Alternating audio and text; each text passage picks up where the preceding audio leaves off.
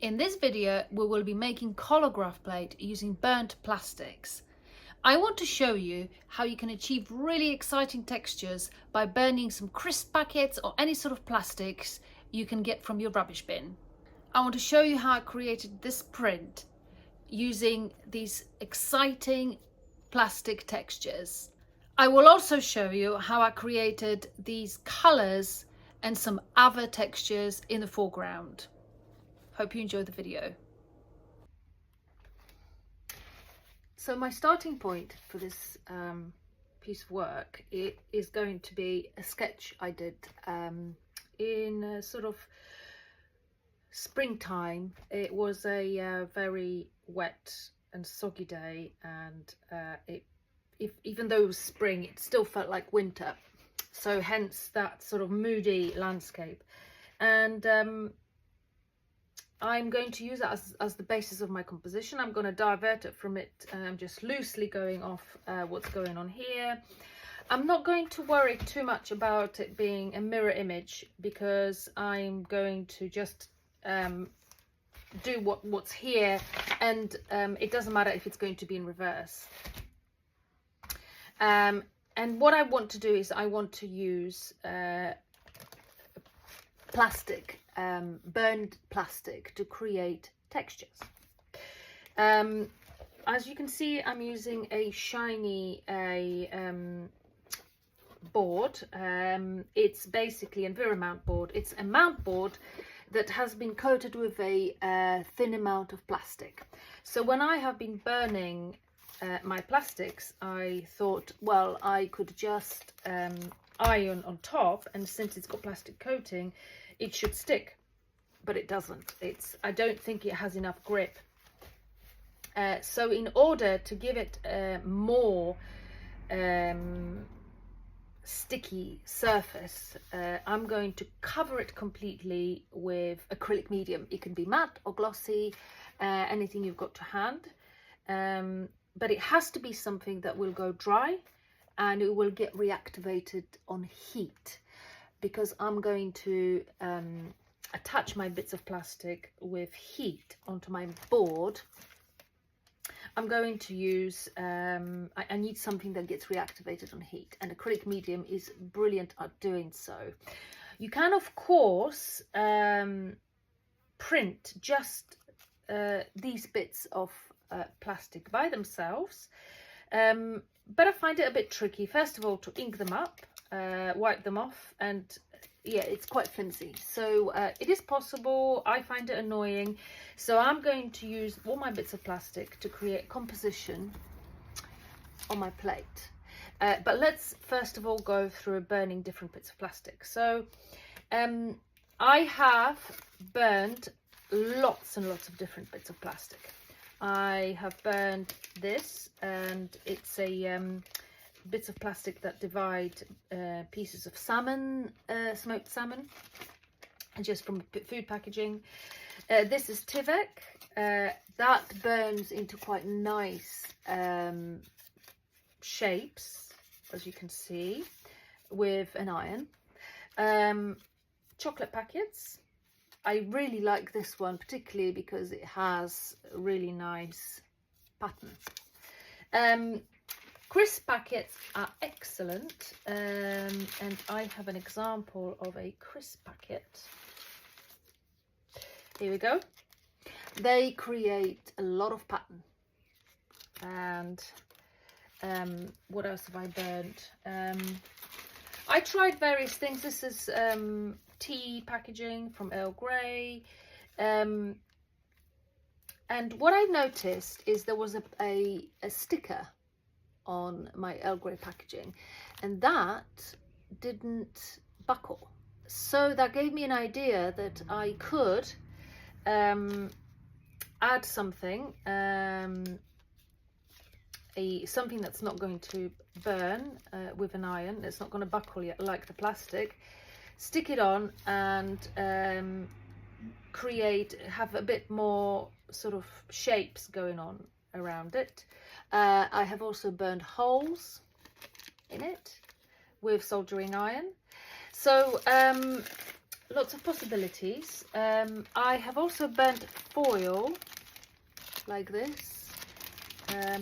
So the best plastic to choose is the plastic that makes lots of noise. I found not all plastic burns well. Also, best done outside or with a mask on, because it will give off some unpleasant fumes, I guess, so you don't want to breathe that in. So yeah, experiment with different plastics, with whatever rubbish you've got. Not all of it works. As you can see, I think this one is not very good. I've tried that and it didn't really come off very well. So sort of silvery like, lots of noise making plastics, flimsy type of plastic will work really well. So yeah, let's get to it. Right, so I've got a really thick towel. I don't want to damage my table. And I will talk you through which bits of plastic I'm going to burn. So I've got some skips packets, really good one. I think it's going to be a good one to burn. This is Piper's. It's slightly thicker. As you can see, this is more flimsy, so I'll be really interested to see the difference between burning the two different crisp packets. I have some foil. I've got some food packaging from smoked salmon that divides cheese slices of smoked salmon, and I also have the outer packaging of skips. It's a little bit different. It hasn't got the silver foil on it. I also have, as I mentioned to you, when I have burned the packaging from the tea, I've got some sticky tape, and I don't think that's going to buckle, so I'm going to stick it in various places on the things that I'm burning, just to stop it from crinkling and just to create some more interesting shapes.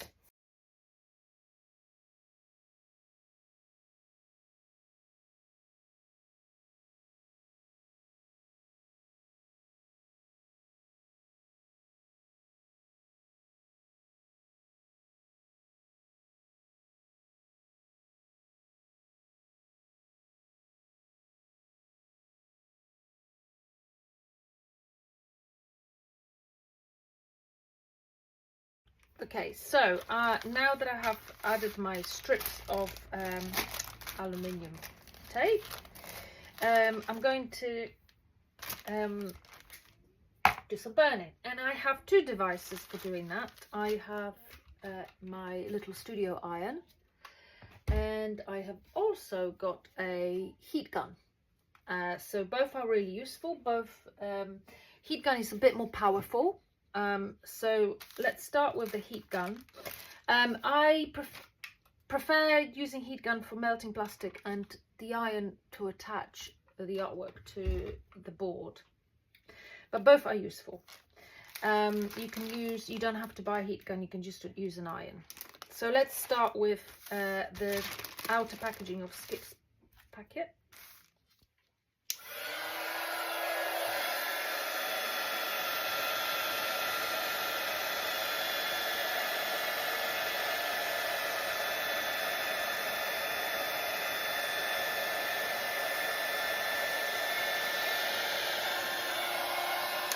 You can already see some really interesting patterns here.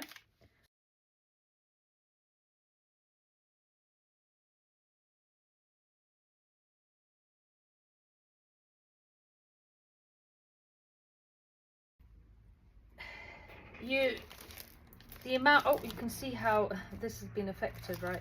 So the amount of heat will change how the plastic melts. So I want, obviously this is completely useless for printmaking. It's going to be very difficult to ink this up. It's even created some holes, which I absolutely love. So what I'm going to do is I'm going to flatten it now with the iron, and I'm just going to use baking sheet for that. My iron is nice and hot.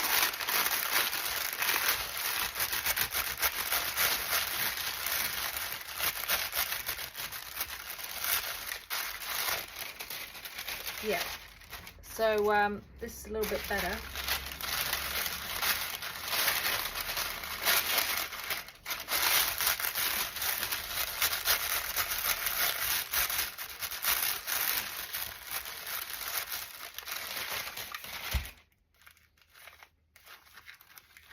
It's great. So this has sort of shrank a little bit and has got some pattern as well, but it's very different from the rest, so it's really useful. Now this is a lovely, wonderful patterned piece of plastic now that I'm going to use for my collagraph. So I'm very excited about that, and I can cut it up into various shapes and forms. So that was Skip's outer packaging. Now let's actually get to do the Skip's packet.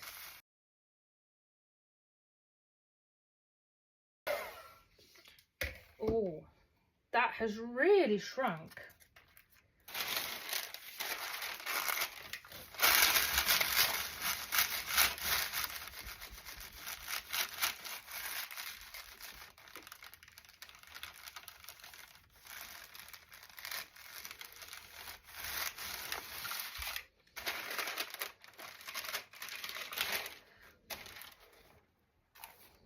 Now let's compare the two. The pattern is quite similar. What I love is I love all of this going on here. It's really, really cool. It's similar, but it is slightly different. I'm just going to flatten it a little bit more.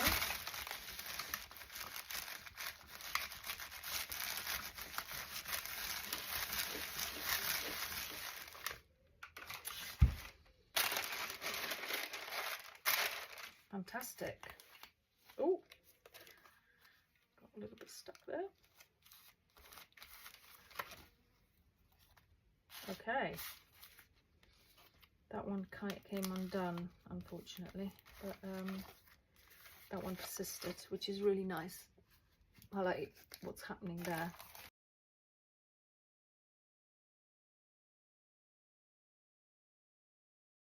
All right. Yeah, interesting. Again, a little bit different.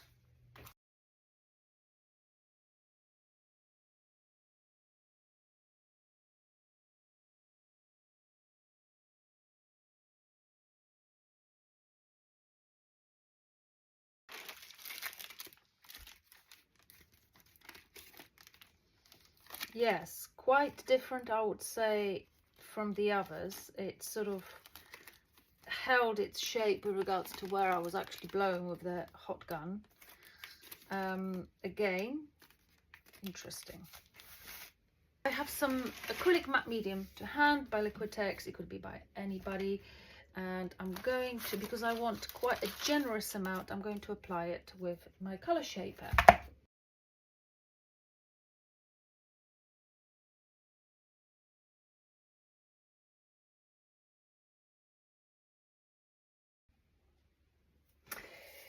While I'm waiting for that to dry, I'm going to prepare my paper with colour. I'm going to give it a background colour because I am not keen on starting on a white background. And if I don't like it, then I can always just print on a white background. It doesn't matter. I've got a plate. I can do several different prints. So I'm going to start with the green at the bottom. It's going to be a very diluted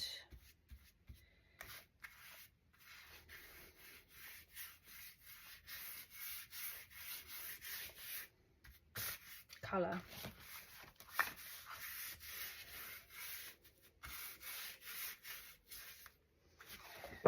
I will do 3, so I have an option.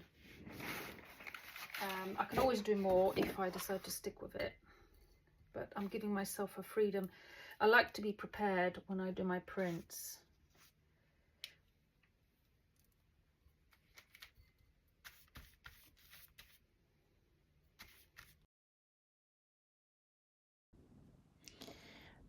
So I added four different colours, a bit of magenta to the gold green and nickel azure gold, and the very last colour at the above the horizon is teal, which is a high flow by Golden. You can of course use any acrylics. Okay, so the acrylic medium has dried now, so I have a really good solid amount on. I'm going to do this tree, but I'm going to do it by creating a texture. I'm not going to make branches, I'm just going to create texture between the branches. So I've just got to create my design just using a Posca pen on top of my collagraph plate, just to get an idea of where to stick my burnt plastic. So the idea is to basically cut out these shapes to go in between and stick them down with the iron. Just drawing out the shapes using a tracing paper, and I'm going to cut these shapes out and I'm going to use them as guides to cut out my plastic.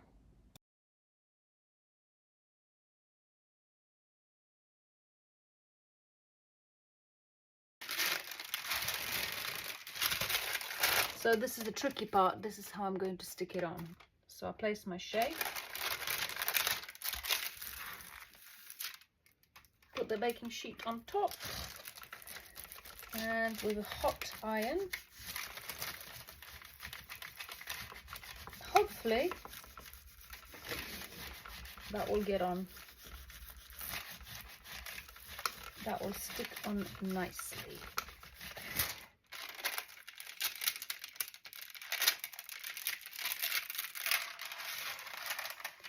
Yeah,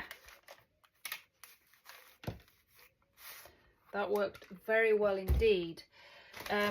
What I don't want to happen is once I start inking up, I don't want this to come off. So it's really important that it works.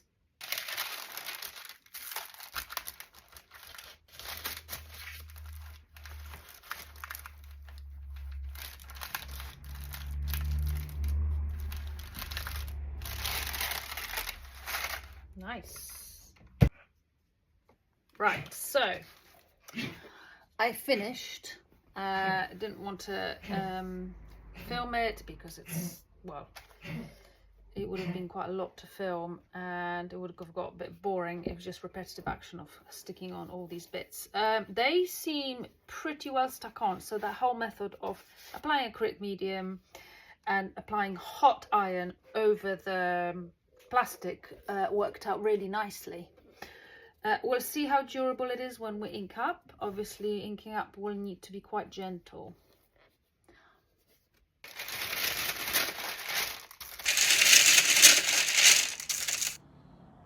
So this is just adding some more design aspects with other bits of plastic, and here I've got that bit of plastic which was the see-through cellophane with a little bit of aluminium tape on there, and that seemed to stick quite well as well with this method. Different plastics seem to work okay. And here I'm just checking for any sticking out plastics and sort of cutting bits off and just adding them, sticking them on a bit better. I don't want any areas where ink could get trapped underneath and then splurge out when it's under the pressure of the press. So it's really important everything is stuck down really well before you use the plate. And now I'm finally ready to think about the rest of the plate and what I'm going to do with it. So I'm just playing around with some ideas using my Posca pen again and just drawing directly on the collagraph plate. So in this stage I'm just adding Micaceous Iron Oxide, which is a kind of rough texture golden paint, acrylic paint, and it's really good for creating dark tones.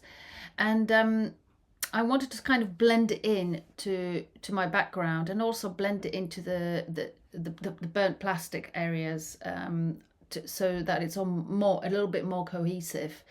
And as I started to blend it in, I started to kind of push the paint into the indentations in the burnt plastic, and I kind of got carried away with it, as you can see, and sort of kind of blended it into the design, which was quite nice actually. I thought, yeah, I'll just go with it. But then I got a bit worried that it was going to be too dark and I wasn't going to see the details in the plastic, in the bits of plastic. So I wanted to kind of buff it a little bit with some cloth, just to get the raised areas and see the patterns, the beautiful patterns that the burnt plastic is going to give me. So the next bit was, after I've polished all the areas, I use a little bit of steel wool that you can get in any DIY shop. It's really good at sort of getting rid of the harder bits. As you can see, I've got it in my hand now, and I've used it to get off more of that micaceous iron oxide, but also to buff the shiny surface, as you can see on a sky, so I can get variation of tones. And next bit here, I'm just using a bit of acrylic medium to create branches in the background, and this is some carborundum that I'm sprinkling over, and this is going to get me a very dark tone that I will be able to see against the micaceous iron oxide in the background. So I'll have two sort of darker tones, and just adding here a little bit more branches, and I'm going to get a bit more, put a bit more carborundum on top. And I love this bit once you've got the carborundum set and dry, just to getting it off the plate. It's quite fun because then the pattern is revealed in the background. As you can see my little branches there. The next bit, I just wanted to get some sort of dry point lines, and I'm just using scalpel. I'm not using a dry point needle, I'm using a scalpel here, and just really delicate patterns in that sort of middle ground, just to get some lines going in both directions. I wanted to have that kind of crisscross, but not such a neat one, more kind of a messy one, just to have some texture, I guess, in this middle ground.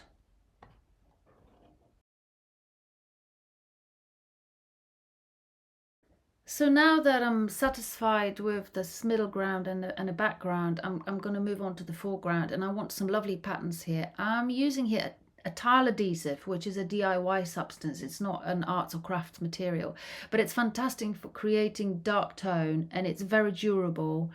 So it works well in printmaking, and it sticks really well to any surface, shiny or not. So I want to have a pattern of dark background with really light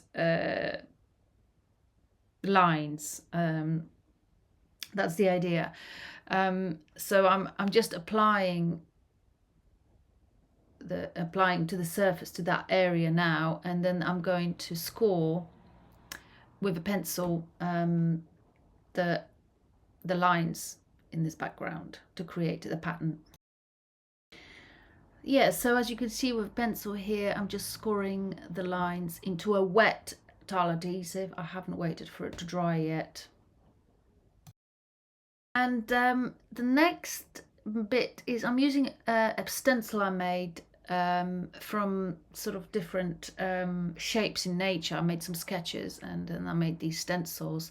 If you want to find out how I make stencils for printmaking, I have a video about this. Click here to find out.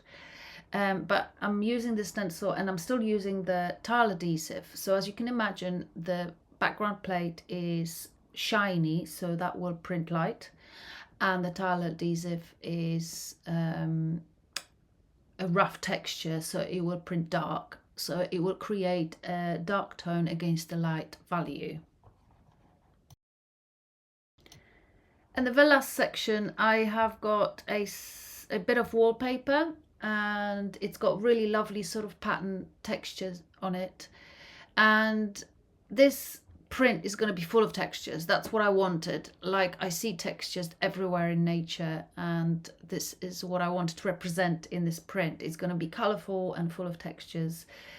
And this is hopefully going to let me achieve that. Now, this wallpaper is quite rough in texture, so I think it will probably print quite dark. So I just have to bear that in mind with regards to deciding about the tones and values in the final print. And I'm just sticking this bit of wallpaper with just some acrylic medium. And of course, it's very important to let it dry before any printmaking takes place.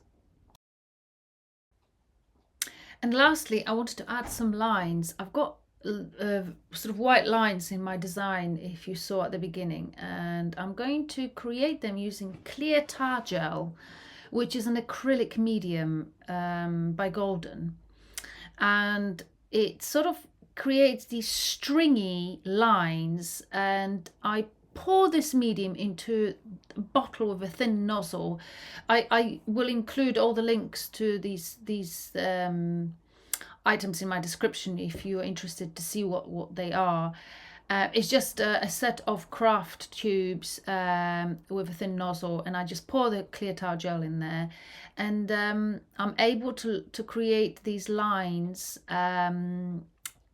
across the plate, and you will see how they print. I like the effect because it's not sort of a clean cut line.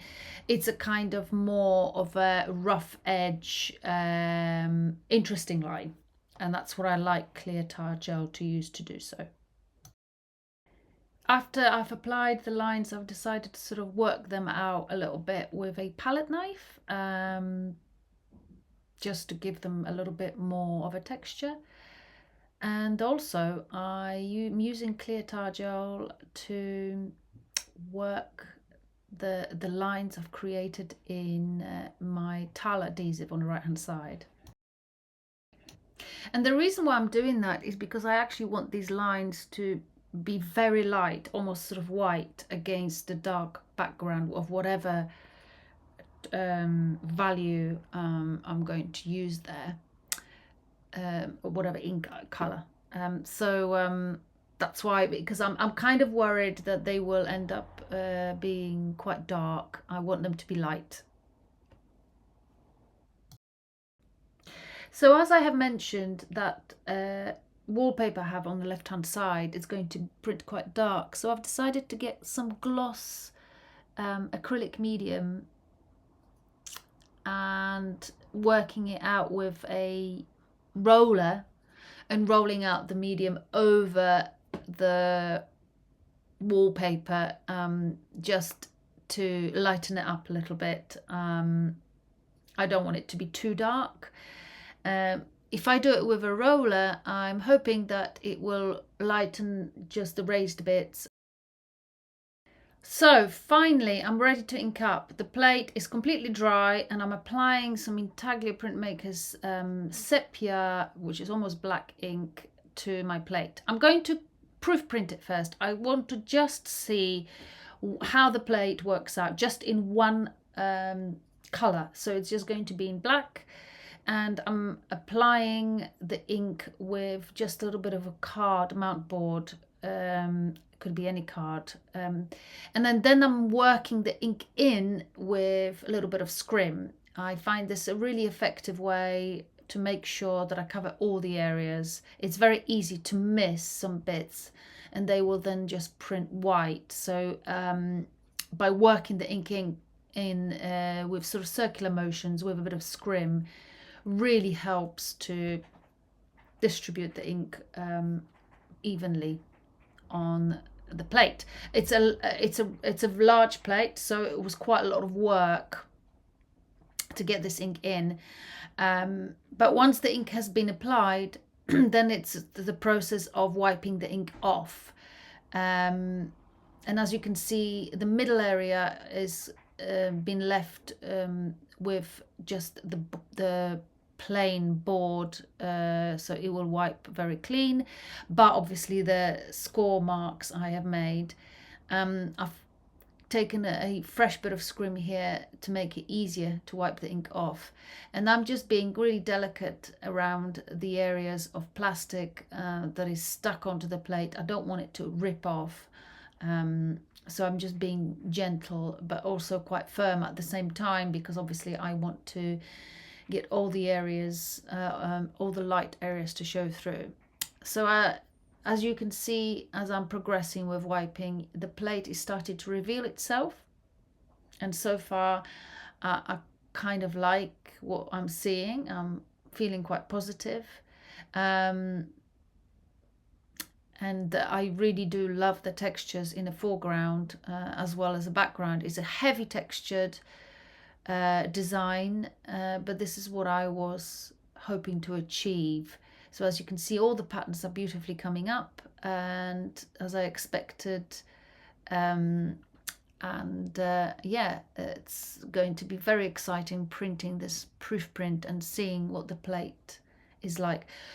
Polishing the plate always helps getting all the crisp sort of values and really getting all the light tonal values show up. So it's always good to get it polished with some newspaper. All right, so now the plate is on my press. Again, if you find out what press I'm using, please look in the description. It's all there.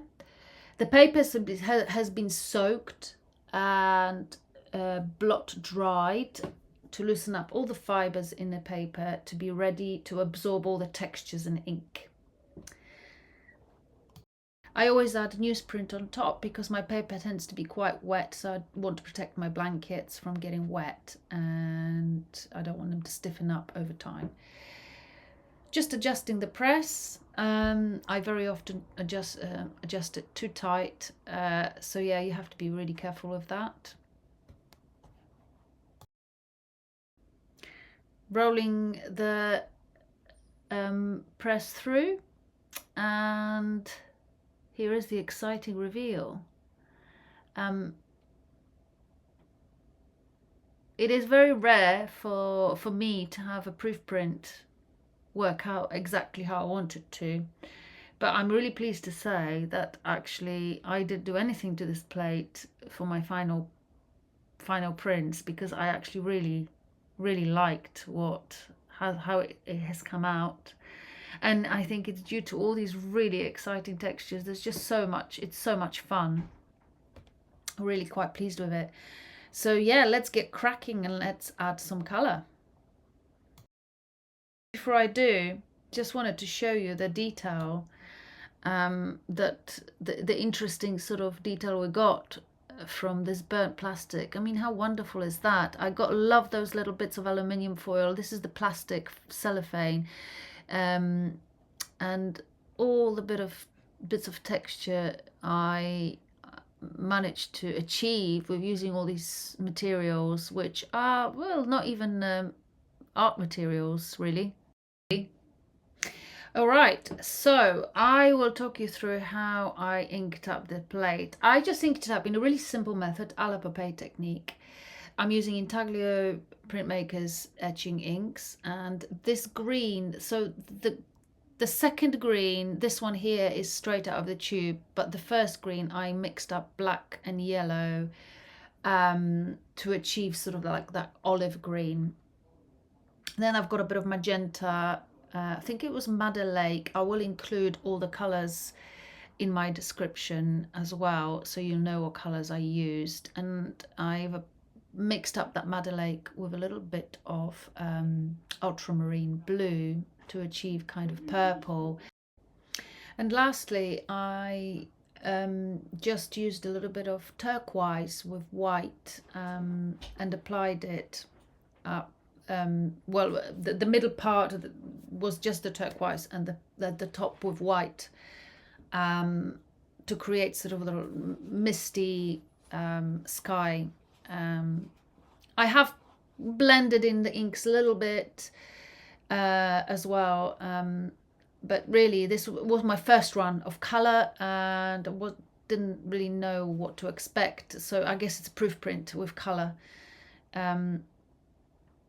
During the wiping process, of course, I'm working the ink here in just like in a proof print, but also wiping it at the same time, and you can see the plate sort of revealing itself as well. And also, of course, during the wiping process, the inks blend in à la papier technique a little bit as well, which can give you a very nice effect. You can stop them from blending by putting a newspaper on top, just to make sure you don't go over. But as you can see at the top, I did actually intend for the inks to blend a little bit. I didn't use newspaper here. It's quite a laborious process. I'm using quite stiff inks here, and I'm not using wiping compound, but it's harder work, but I want a really intense color, and I want nice crisp edges as well. So just making a little bit more effort here, I guess, taking a bit more time. But yeah, as polishing the plate also reveals all the lighter parts and gives you an idea of the plate. And as you can see in the middle, I've got the interesting little pattern I had from sticking the aluminium foil. That's you can really see it. I love that bit. The plate is ready. My paper's wet. This is the pre-prepared paper, as you saw at the beginning of the video, just with some acrylic paint.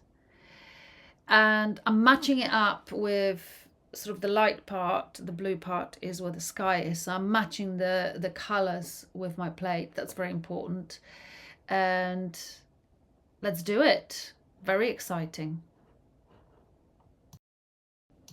Right, so as always, running it through the press, and I have filmed the reveal a little bit close up to you because I really wanted to show you how it's all coming out, with the detail of the background being painted with acrylic paint. You can see it coming through the ink and adding that sort of extra dimension to the colors, which is so exciting. I do love that technique.